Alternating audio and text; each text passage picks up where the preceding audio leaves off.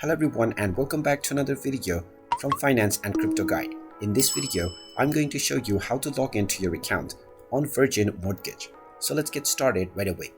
First of all, open up your web browser and then in the address bar type in virginmoney.com and press enter. You will now be taken into the official website for Virgin Money Mortgages. Now click on the sign in button at the top right corner and you will see the various different login options. Scroll down and you will find the mortgages option as well. Just click on this and you will be taken into the login page for your mortgage.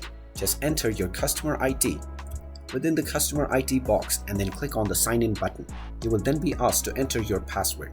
Just type in your account password and then click on the login button and you will be logged into your account on Virgin Mortgages right away. In case you have forgotten your password, you can contact the support team for Virgin Money by clicking on the help button and you will be given the instructions that you can follow in order to reset your credentials. And there you have it. That is how easy it is to log into your account on Virgin Mortgage.